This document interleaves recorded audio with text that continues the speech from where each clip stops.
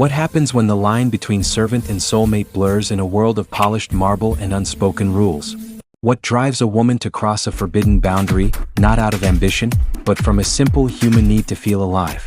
And when a powerful man, the master of a billion-dollar empire, finds his quiet sanctuary invaded, will his first instinct be fury or fascination? When Adessawa, the maid, seeks a moment's escape in the billionaire's bed, she sets in motion a chain of events where a single touch in the silence could unravel everything. Can a love born from a secret kiss and a runaway heart survive the glare of family expectations and a judging world? This is a story where the most valuable thing isn't for sale, and the greatest risk isn't losing a fortune, but losing a chance at true love. The alarm screamed a digital shriek at 4:45 a.m., a sound that tore through the fragile fabric of dreams and anchored Adessawa firmly back to her reality. The room was small, functional, a box within a much larger, more beautiful box. A sliver of Lagos moonlight, fighting its way through the narrow window, illuminated the faint outline of her navy blue uniform hanging on the back of the door. A uniform that felt less like clothing and more like a second skin, woven from threads of duty and silence. Her morning routine was a study in quiet precision. By 5:30 a.m. she was moving through the grand, sleeping penthouse of Kalawol Kola Adessawa. Her soft-soled shoes whispered against the polished Elite stone floors, a stark contrast to the sharp, authoritative clicks of Kola's Italian loafers that would echo through the space hours later. The penthouse was a masterpiece of modern Nigerian opulence, a testament to a designer who understood the assignment of Afro-minimalism. The living area soared, its ceilings adorned with laser-cut wooden panels featuring intricate Isha motifs that cast beautiful, dancing shadows when the evening lights were low. A massive, vibrant painting from the Nike Art Gallery, a swirl of indigo, gold, and crimson, dominated one wall, a silent explosion of culture against the neutral-toned walls. Low-slung, charcoal-gray sofas were adorned with plush cushions made from hand-woven Aso oak in regal purples and golds. It was breathtaking, and after 2 years, it had become as familiar and as cold as a museum exhibit to Adessawa. Her days were a meticulously choreographed ballet of invisibility. She dusted the frames holding Kola's degrees from MIT and Stanford. She polished the teak surface of his desk until she could see her own tired reflection staring back. She ensured the smart home system was set to his preferred climate of 22 degrees Celsius, and that the diffusers emitted the exact blend of lemongrass and sandalwood he found conducive to strategic thinking. Today, however, the silence felt different. It was heavier, a physical weight pressing on her eardrums. The scent of sandalwood, usually soothing, was cloying. As she ran a feather duster over the books he never seemed to read, titles on blockchain, venture capitalism, and the future of AI, a profound weariness settled in her bones. It was more than physical fatigue. It was a soul-deep exhaustion with the predictable script of her life. The rebellion, when it came, was not a loud, dramatic thing. It was a quiet, desperate thought that took root and bloomed in the stifling afternoon lull. Kola was at a high-stakes board meeting, wouldn't be back for hours. The head cook was at the market. The penthouse was hers, truly hers, for a few stolen moments. With a heart hammering a frantic rhythm against her ribs, she pushed open the heavy, carved door to his private wing. She had never entered without a purpose, to clean, to tidy, to serve. Today her purpose was her own. His bathroom was a sanctuary of marble and muted gold. A freestanding tub, large enough for two, stood before a floor-to-ceiling window offering a dizzying panoramic view of the Atlantic Ocean.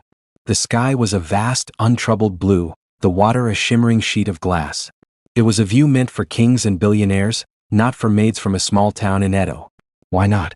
The rebellious voice whispered. Just for a moment. She ran the water, hot and steaming, and poured in a generous capful of his imported jasmine bubble bath. The fragrance that filled the air was his, expensive, complex, and utterly intoxicating. She slipped out of her uniform, letting the stiff navy fabric pool at her feet, a discarded skin. Sinking into the fragrant, warm water, she felt a tension she didn't even know she was carrying begin to unknot. For the first time in years, she was not Adessawa the maid. She was just Adessawa, a woman in a beautiful tub, watching the clouds drift over the ocean. Later, wrapped in one of his impossibly soft, Egyptian cotton towels, she felt bold. She tiptoed into his bedroom.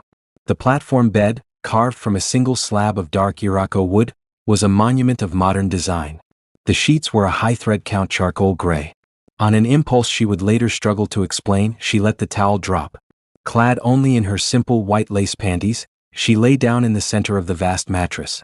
The cool, smooth cotton was a caress against her skin. It was a luxury so profound, so illicit, that it felt almost sinful. She draped her navy uniform carefully over the sleek black leather chair at his desk, a silent, symbolic shedding of her identity. The ocean breeze whispered through a crack in the window, and the combination of the warm bath, the unfamiliar comfort, and the emotional exhaustion pulled her under. Her eyes fluttered shut, and she fell into a deep, dreamless sleep, completely unaware that the script of her life was about to be irrevocably rewritten.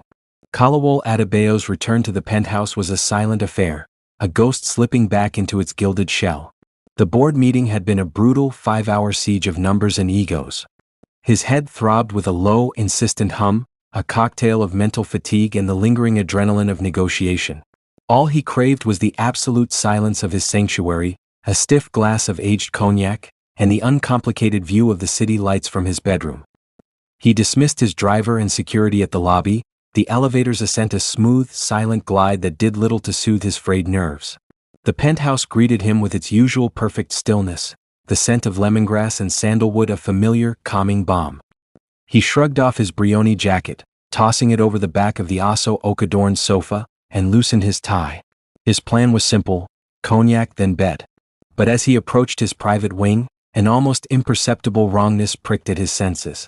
It wasn't a sound, nor a misplaced object. It was an energy, a shift in the atmosphere. The air in his hallway felt occupied. He pushed the door to his bedroom open, the sentence "Adessawa, did you?" forming and dying on his lips. The scene before him was so incongruous, so utterly impossible, that his brain struggled to process it for a full 3 seconds. There, in the center of his bed, lay a woman. And not just any woman. Adessawa, his maid. The quiet, efficient ghost who kept his world running. The one whose presence was so background he sometimes forgot to say good morning. But she was not background now. She was the entire, shocking foreground. Bathed in the soft, ambient glow of the recessed lighting, she was curled on her side, one hand tucked under her cheek. The charcoal gray sheets, which had chosen for their severe, masculine practicality, seemed to cradle her, making her skin glow like polished amber. Her damp, dark hair was splayed across his pillow, and her breathing was a deep, steady rhythm that was the only sound in the room. His initial reaction was a sharp, proprietary fury. How dare she? This was his inner sanctum, the one place where the mask of Kola Adebayo, billionaire, could fully come off. This was an invasion, an act of profound insolence. But as he stood there, frozen in the doorway, the anger began to dissolve, replaced by something far more dangerous. A piercing, unwelcome curiosity. He noticed her uniform. Not on her, but draped with almost ceremonial care over the back of his executive chair, the chair where head closed deals that shifted markets. The stark navy blue was a flag of her other life, deliberately set aside in this space. She wore only a simple pair of white lace panties, and the sight of her so vulnerable, so trusting in her sleep, sent a jolt through him that was entirely unfamiliar. The fury was gone, completely erased by a wave of something tender and protective. He moved, drawn by an invisible thread, his cognac forgotten. The floorboards, solid Irako, were silent under his weight. He sat gingerly on the edge of the bed, the mattress dipping slightly. He looked down at her. Really looked. He saw the delicate arch of her brows, the soft curve of her lips, the long dark lashes resting on her cheeks. He had hired her through an agency, vetted for efficiency and discretion. He had never once considered her beauty. But here, in the intimate quiet of his room, she was breathtaking. She was no longer the help, she was a mystery. An impulse, reckless and primal, overrode all his cultivated control. He leaned forward, his shadow falling over her. He could smell the faint, intoxicating scent of his own jasmine soap on her skin. It was a violation, he knew that even as he did it, but the need was too strong. He closed the small distance and brushed his lips against hers. It was the softest of contacts, a ghost of a kiss, yet it sent a current of electricity straight to his core. His hand, acting on its own volition, followed. He traced a path from the smooth skin of her shoulder down the graceful slope of her arm to the gentle curve of her waist. His touch was not lustful, but reverent, a romantic exploration of a landscape he never knew existed so close to him. The touch, feather-light yet profoundly real, was the key that unlocked her slumber. Adessawa's eyes flew open. For a disorienting moment, she saw nothing but his face, his intense gaze mere inches from hers. Then, consciousness crashed down with the force of a tidal wave. Her boss. His bed. Her near nakedness. His hand on her waist. Confusion twisted into sheer, unadulterated terror. She gasped, scrambling backward, clutching the sheet to her chest as if it were a shield. Sir. I am so sorry. I don't know. I fell asleep. The words tumbled out, fractured and panicked. Her eyes, wide with horror, darted from his face to her uniform on the chair, a damning evidence of her transgression. Before he could form a single word, an apology, an explanation, a command, she was moving. She launched herself from the bed, snatched the uniform from the chair, and fled from the room without a backward glance, a whirlwind of fear and shame. The door to his bedroom swung shut, leaving Kola alone in the sudden, deafening silence. The air still held the faint scent of jasmine. The sheets were still warm where she had lain. He stared at the empty space, his heart pounding a wild, erratic rhythm that had nothing to do with board meetings and everything to do with the woman who had just, in a single moment, turned his perfectly ordered world upside down. The silence that settled over the penthouse in the wake of Adessawa's flight was a different entity altogether. It was no longer the comfortable, empty quiet of a solitary occupant, but a thick, charged void humming with the echo of a shattered boundary. Kola did not move for a long time. He remained on the edge of the bed, the ghost of her warmth still seeping into the mattress beside him. The scent of jasmine clung to the air, a fragrant phantom of her transgression, and his. He raised his fingers to his lips, the memory of their soft press against hers a brand on his skin. His hand, which had traced the map of her waist, felt unnaturally warm. He, Kalawol Adebayo, a man who commanded boardrooms with a raised eyebrow, had been reduced to a trembling schoolboy by a single sleeping touch. A slow, hot shame began to pool in his gut. He had crossed a line far more significant than the one she had. Her crime was trespassing. His was, what? Exploitation? A breach of trust so profound it made his head spin. He should be furious at her audacity. Instead, he was disgusted with his own. He stood abruptly, the movement sharp as if to shake off the feeling.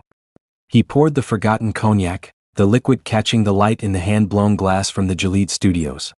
He drank it in one burning gulp, but it did nothing to erase the taste of her from his memory. Adessawa did not sleep. In the stark confines of her quarters, she dressed with frantic, fumbling hands, the navy fabric of her uniform now feeling like a prisoner's garb. Her skin still burned where his fingers had been. Her lips tingled.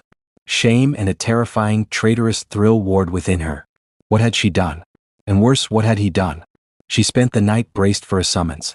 For the sharp, cold sound of his voice over the intercom. For the sight of a security guard at her door with a termination letter and her final paycheck. The scenarios played out in her mind on a torturous loop. When morning came, it was bleary-eyed and thick with dread. She moved through her duties like an automaton, her senses hyper-alert to any sound of him. The polished floors, the abstract art, the minimalist furniture. The entire beautiful space felt like a courtroom waiting for a judge to pronounce sentence. She heard his door open. Her entire body went rigid, a dust cloth frozen mid-swipe on a bronze sculpture. His footsteps, usually a confident, measured rhythm, were hesitant.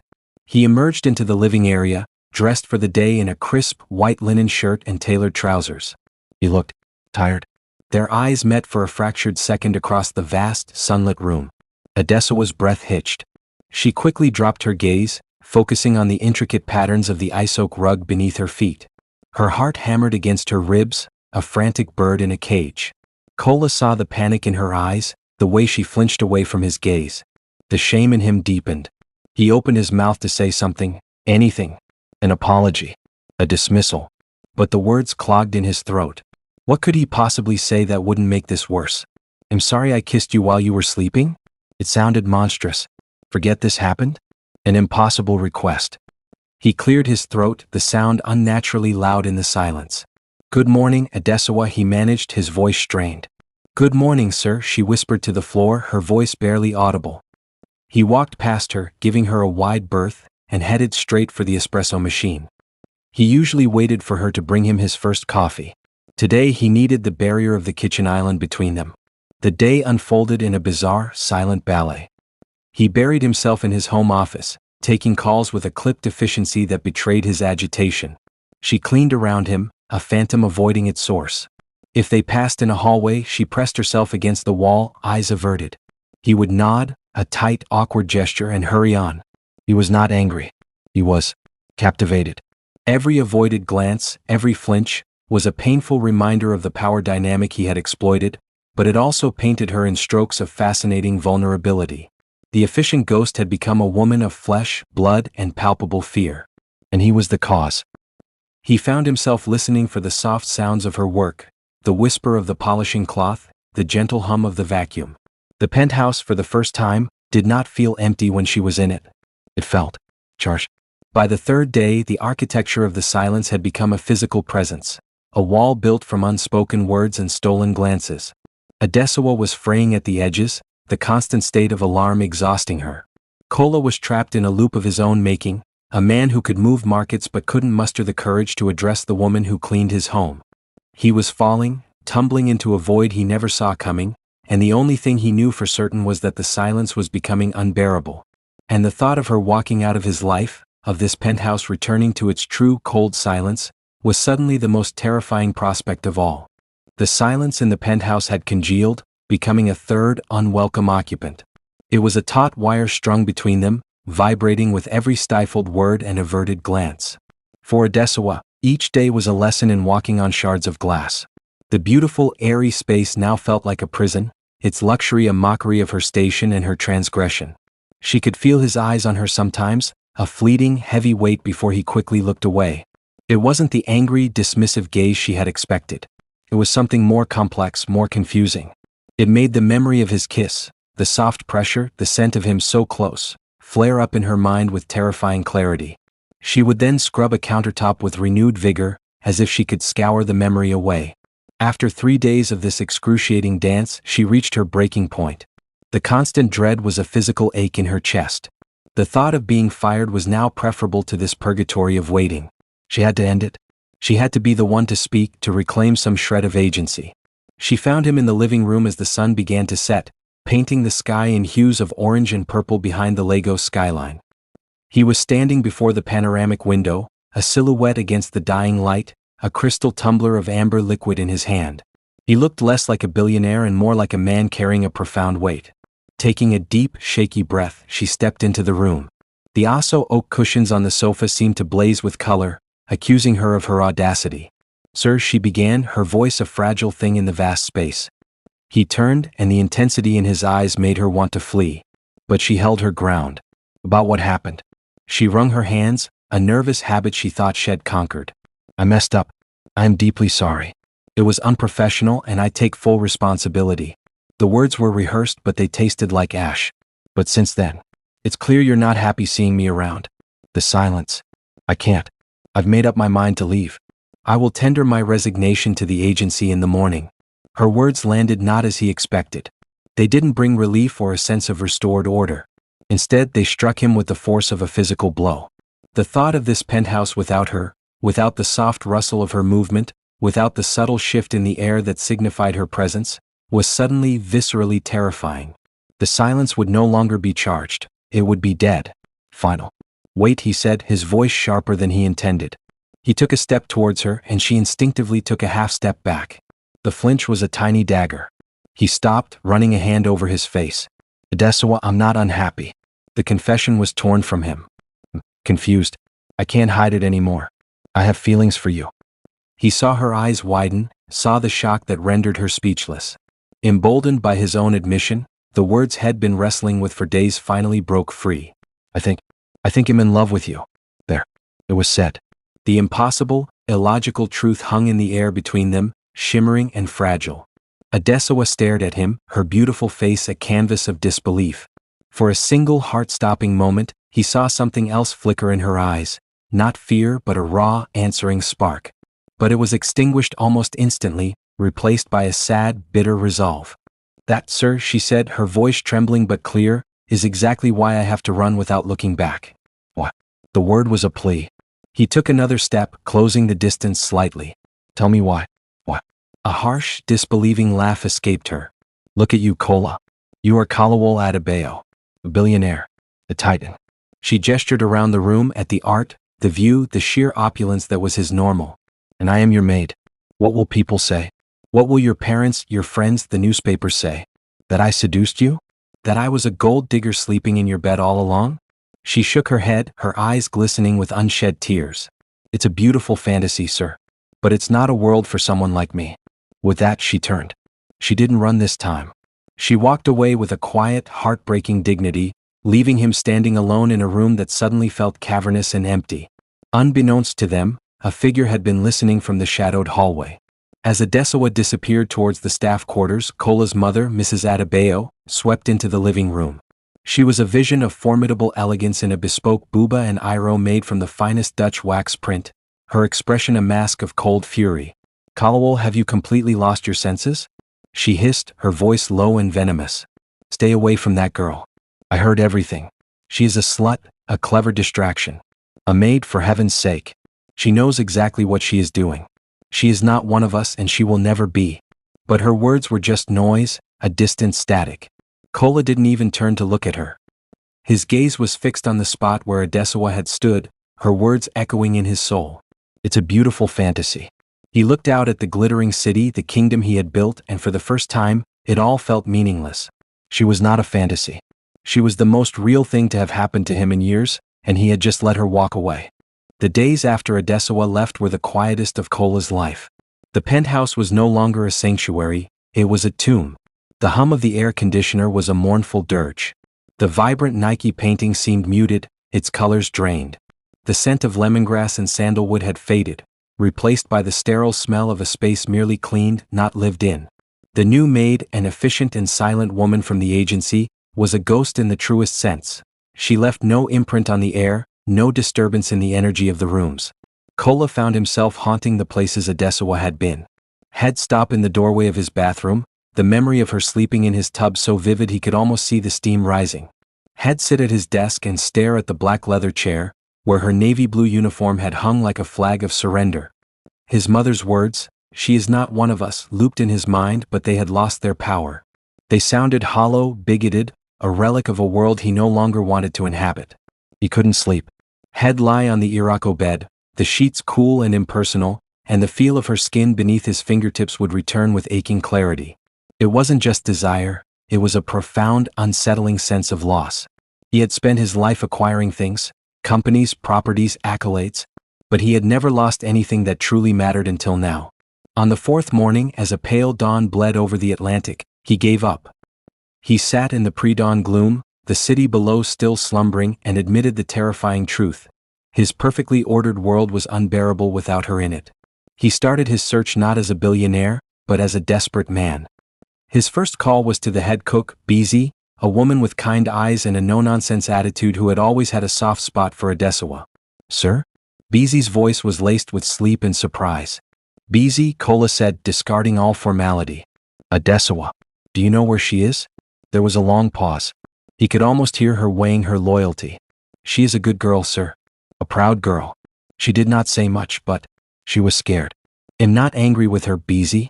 I need to find her. Please." The plea in his voice must have convinced her.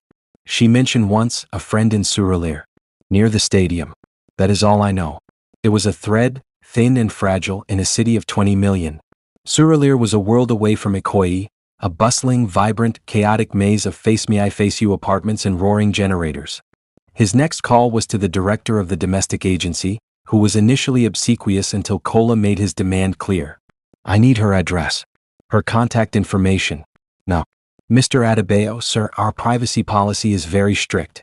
"Name your price for the breach," Kola interrupted, his voice flat. "And consider your agency the exclusive provider for all Adebayo Holdings properties in perpetuity if you do this quietly." The information came through in minutes, an address on a narrow, bustling street in Surulere. He didn't call his driver. He took the least conspicuous car from his collection, a black, unassuming SUV, and plunged into the waking city. The journey was a descent from the rarefied air of the island into the pulsating heart of Lagos. The orderly lines of palm trees gave way to a cacophony of Danfo buses, street hawkers, and the thick, humid air smelling of petrol, frying akara, and life. He found the building, a 3-story structure painted a fading yellow. Children played in the dusty courtyard, and the sound of a dozen different radios and conversations created a symphony of chaos. He felt like an alien, his tailored shirt and expensive cologne marking him as an outsider. He climbed the narrow, dark staircase to the second floor and knocked on door number 2B. For a long moment there was nothing. Then the door creaked open a few inches, secured by a rusted chain. Adessawa stood there. She was wearing a simple, printed wrapper and a plain t-shirt. Her hair was tied up loosely, and without a trace of makeup, she looked younger, more real, more beautiful than ever. Her eyes widened in pure shock, then clouded with wariness. "Kola? What are you doing here?" "We need to talk," he said, his voice softer than had ever heard it. "Please." She hesitated, her gaze darting past him to the curious eyes of a neighbor across the hall. With a reluctant sigh, she unchained the door and let him in.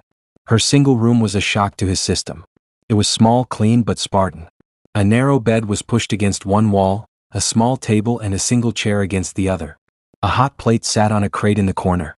The only personal touch was a small, framed photograph of her with an older woman, likely her mother. It was a universe away from his marble antique world, and yet, standing in the center of it, she held a dignity that his entire fortune could never buy. This was not the maid who had fled his penthouse. This was Adessawa, the woman. And seeing her here, in her own world, Kola knew with a certainty that shook him to his core that his search had not been a mistake. It had only just begun. The single room in Surulere was a universe away from the Ikoyi penthouse.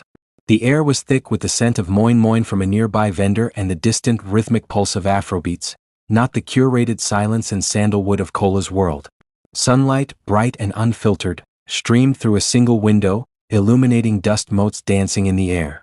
Adessawa stood with her back pressed against the closed door, as if she could physically barricade herself from the reality of his presence. Kola remained just inside the threshold, his large frame making the small space feel even smaller. The vulnerability in her eyes was a stark contrast to the defiant woman who had left his penthouse. "How did you find me?" she whispered, her voice raw. "Busy." "The agency," he answered simply, his gaze taking in the room, the neatly made single bed, the small stack of books on the crate, the photograph of her mother. It was a life of humble dignity, and it humbled him. "I had to see you." "Why? To remind me of my place?" A flicker of her old defiance returned. "You see it now. This is my world, Kola. Not yours." "I'm not here to remind you of anything," he said, his voice low and earnest. He took a careful step forward, hands raised in a gesture of peace. "I'm here because my world became meaningless without you in it." He saw the shock register on her face, followed by a deep, weary skepticism. "You don't mean that?" "It's the thrill of the chase. The billionaire slumming it for a while. It will pass." "Is that what you think this is?" He gestured between them, his heart pounding. "Adessawa, I haven't slept. I can't think. I look at my paintings, my cars, my bank statements, and all I see is nothing. Empty things. Then I think of you asleep in my bed, not as my maid, but as a woman who was so tired she sought comfort in a moment of rebellion. And that was the most real thing that has happened to me in years." He took another step, close enough now to see the unshed tears glistening in her eyes. "What I felt, what I feel. It has nothing to do with you being my maid and everything to do with you being you." Her resolve was crumbling. He could see it in the tremble of her lip, in the way she wrapped her arms around herself. "The world will never accept it, Kola. Your mother." "My mother does not get to choose who I love," he stated, the conviction in his voice absolute. "And the world? Let them talk. I build empires, Adessawa. I think I can build a life with the woman I love." The word hung in the small, sunlit room. Love. It was no longer a confused admission in a luxurious penthouse, but a declaration made in the heart of her reality. Tentatively, he reached out, not to pull her to him, but to gently take her hand. His fingers, accustomed to signing million-naira checks, laced with hers, calloused from years of honest work. It was a connection that bridged their two worlds. She didn't pull away. A single tear escaped and traced a path down her cheek. "I'm scared," she confessed, her voice a broken whisper. "So am I," he admitted, his thumb stroking her knuckles. "But I'm more scared of a future without you in it." That was the truth that finally broke through. She looked up at him, truly seeing him, not the billionaire, but the man, vulnerable and determined, standing in her tiny room, forsaking his gilded cage for a chance at something real. Slowly, she leaned forward, letting her forehead rest against his chest. It was not a surrender, but a truce. A beginning. He held her in that small, sunlit room that held a different kind of wealth, one of truth, courage, and the fragile, blossoming promise of a love that was brave enough to be unequal in the eyes of the world, but perfectly equal in the quiet of two hearts finally beating in sync.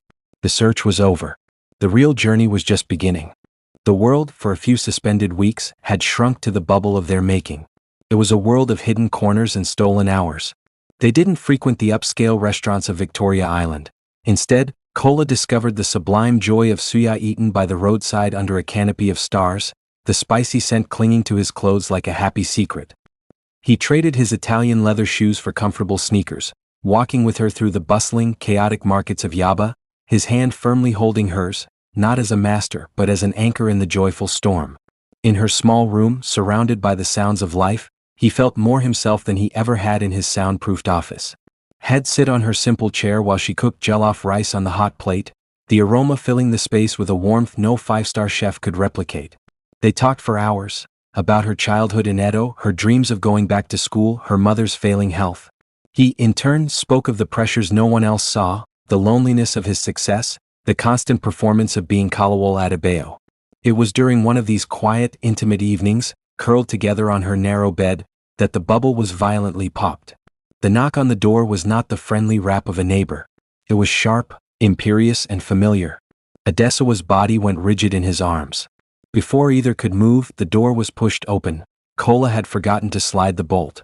His mother stood in the doorway.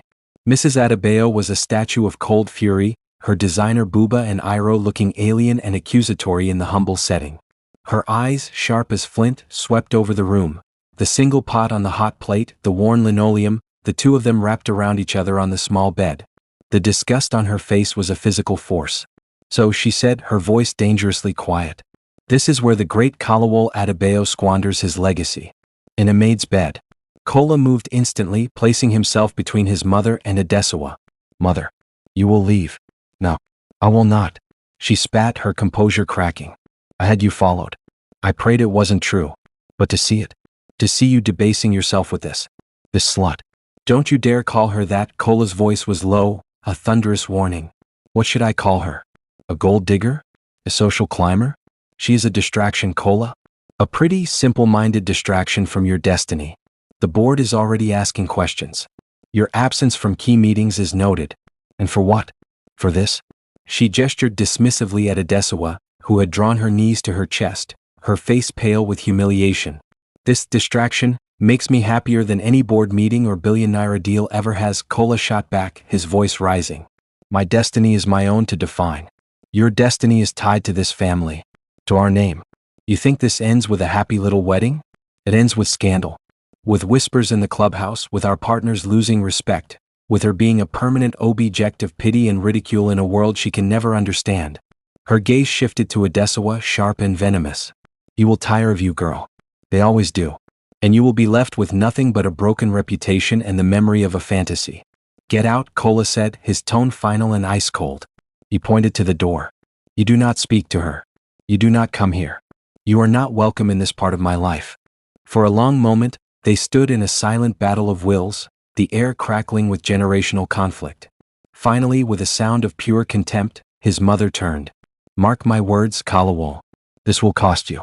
Everything. She swept out, leaving a chilling silence in her wake. Adessawa was trembling. The words, slut, distraction, gold digger, echoed in the small room, poisoning the air. Kola, she whispered, her voice breaking. She's right. He was at her side in an instant, pulling her into his arms. She is not. She is wrong about everything. But the cost. Your family, your company. Let it cost me, he said fiercely, holding her tight. I told you, Adessawa. They are just things. Empty things. You are the only thing that is real. But as he held her, feeling her tremble against him, he knew the idyll was over. The outside world, with all its prejudices and pressures, had found them. The battle his mother promised had just begun, and the first shot had been fired not in a boardroom, but in a small room in Surulere, aimed directly at their hearts. The fallout from his mother's visit was swift and merciless, like a Lagos downpour after a period of stifling heat. The bubble had not just been popped, it had been vaporized. It began with a terse, formal summons to an emergency board meeting. The subject line alone, Strategic Review v. Leadership Focus, was a declaration of war. Kola walked into the sleek, modern boardroom, a space he had designed to inspire awe and submission, and found 10 pairs of eyes regarding him not with their usual deference, but with a mix of concern and thinly veiled accusation. His mother, impeccably dressed, sat at the far end of the table, a silent general leading the charge. Kola began, the eldest board member, a man who had known him since he was a boy. We're concerned. Your engagement has been lacking. You missed the quarterly review with the Singaporean investors. Your focus seems diverted. My focus, Kola replied, his voice calm but firm, is exactly where it needs to be. On matters of personal and corporate importance. Personal matters should not impact corporate governance. Another member chimed in, a woman with sharp eyes. Rumors are circulating, Kola. Rumors about your association with a member of your domestic staff. It's creating instability. The market values predictability. His mother finally spoke, her voice dripping with false concern. We are all only concerned for you, Omomi, for the company your father built. This infatuation. It's beneath you. It's a liability. Kola leaned forward, his hands flat on the polished teak table. Let me be perfectly clear, he said, his gaze sweeping across each face. My personal life is not up for board review. My performance metrics are stronger than ever. And the woman you are so casually dismissing is not an infatuation or a liability. She is the woman I love. Any instability you perceive is a product of your own prejudices, not my leadership. A stunned silence filled the room. He had not denied it. He had proclaimed it. Kalawol, be reasonable, his mother started. I am being reasonable, he interrupted, standing up. I am making a clear choice. You can either support your CEO, or you can discuss my replacement. But know this, if you force me to choose between this company and her, this seat will be empty before this meeting is adjourned. He didn't wait for a response. He turned and walked out, the echo of his footsteps the only sound in the stunned silence he left behind. The pressure, however, was not confined to the 40th floor. It seeped into the very walls of the penthouse. Adessawa, who had found the courage to return to her job, her head held high with Kola's love as her armor, now faced a different battlefield. The new, silent maid cast her sidelong, judgmental glances. The delivery men, once respectfully distant, now seemed to look at her with knowing smirks. A well-meaning article about the perils of workplace relationships between powerful men and their staff was left, seemingly by accident, on the kitchen counter. The worst was the phone call from her own mother, her voice thick with tears and worry. Adessawa, my child, what is this I am hearing? That you are causing trouble for Yoruga?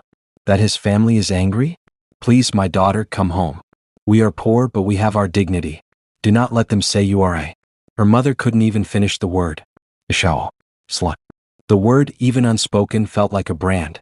The confidence Kola had poured into her began to leak away, replaced by the cold dread of reality. She was a maid in love with a billionaire. And in the eyes of the world, that story only had one ending, and she was cast as the villainess. She found herself hiding, taking her lunch not in the bright staff kitchen, but in the small, dark broom closet, the scent of cleaning supplies a familiar, shameful comfort.